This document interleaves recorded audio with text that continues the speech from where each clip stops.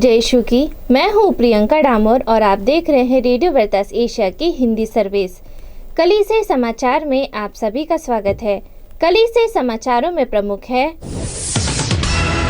Pope Francis ने France के यौन शोषण पीड़ितों के लिए प्रार्थना की। ख्रिस्तियों को देना चाहिए अंतरधार्मिक संवाद को बढ़ावा।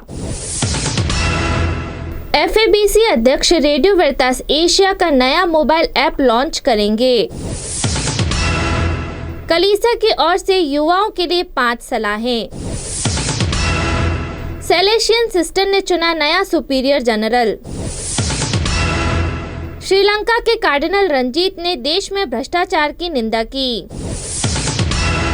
मांड्या बिशप ने किया कोविड स्वयंसेवकों का सम्मान। नन बलात्कार मामले में कार्डिनल अलन चेरी गवाह के रूप में पेश हुए।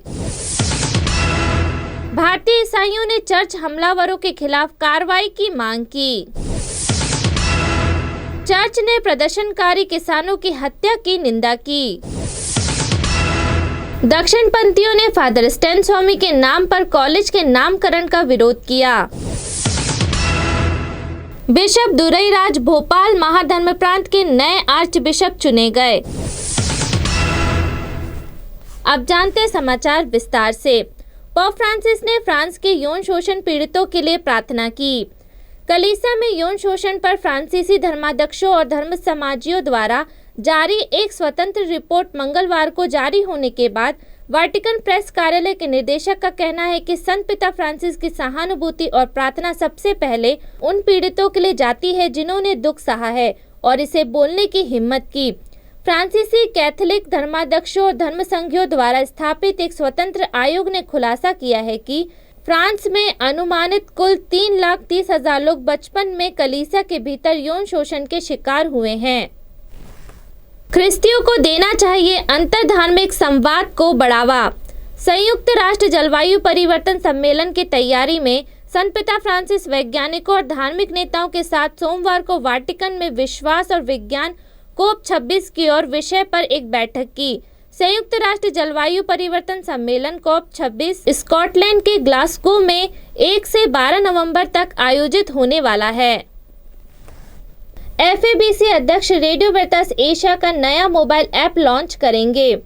Federation of Asian Bishop Conference के अध्यक्ष कार्डिनल चार्ल्स मांगबो 11 अक्टूबर को Saint Mary Cathedral Yangon Myanmar में रेडियो वेरितास एशिया के लिए एक नए मोबाइल ऐप का उद्घाटन करेंगे।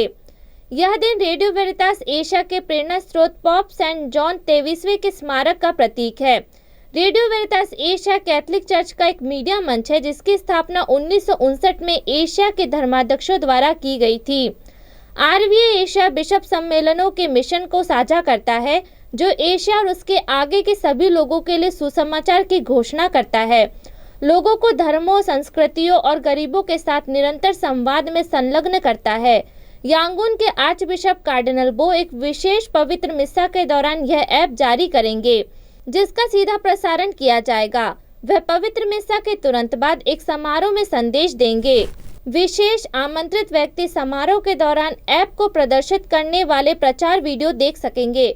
प्रचार वीडियो पहले से ही rvasia.org पर उपलब्ध है।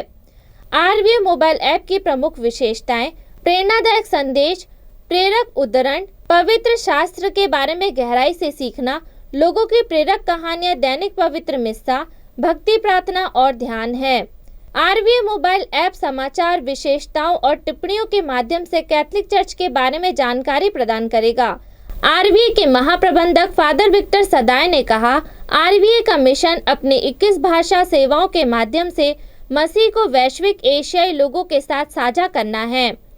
RVA के कार्यक्रम निर्देशक फादर बर्नार्ड ने कहा, नए मोबाइल ऐप उपयोगकर्ता पसंदीदा भाषा का चयन करने में सक्षम होंगे। फादर बर्नार्ड ने कहा, RVA अंग्रेजी और 21 भाषाओं में सेवा प्रदान करता है। नया ऐप गूगल प्ले स्टोर और ऐप स्टोर पर उपलब्ध है। कलीसिया की ओर से युवाओं के लिए 5 सलाहें। ब्राजील के कैथोलिक धर्माध्यक्षीय सम्मेलन के युवा आयोग ने एक दस्तावेज जारी किया है जिसका शीर्षक है नई क्षितिज, युवाओं के आचरण में सुधार के लिए एक नियमावली।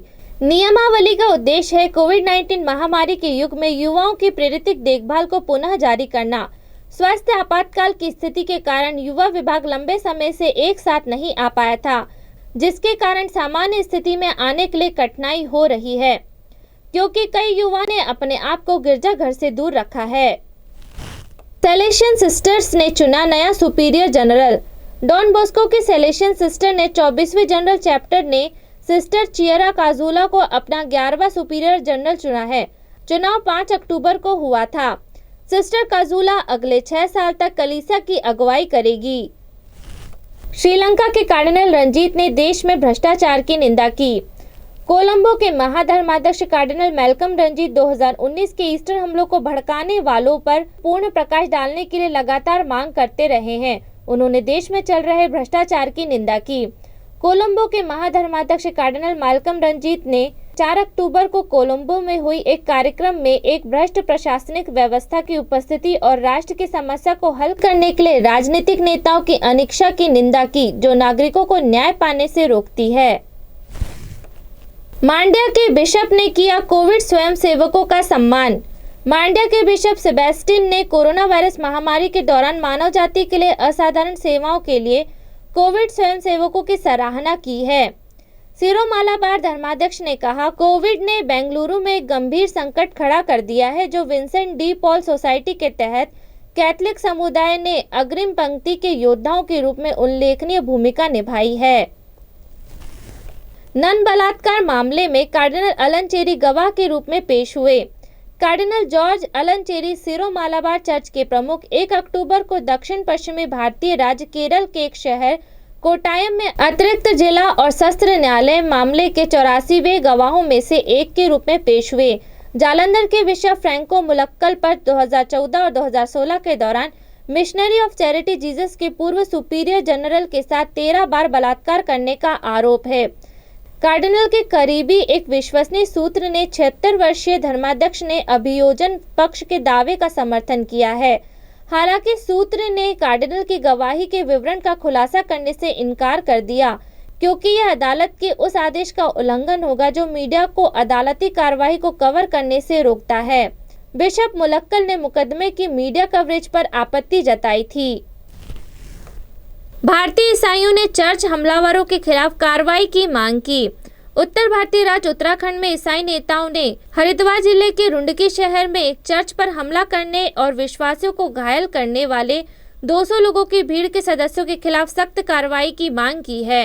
ईसाई 3 अक्टूबर को रविवार की सुबह प्रार्थना सेवा शुरू करने वाले थे, जब नारेबाजी करने वाली भीड़ सोलानीपुरम इलाके में स्थित चर्च के अंदर धार्मिक रूपांतरण गतिविधियों का आरोप लगाते हुए अंदर आ गई और गाली गलौज और पिटाई शुरू कर दी।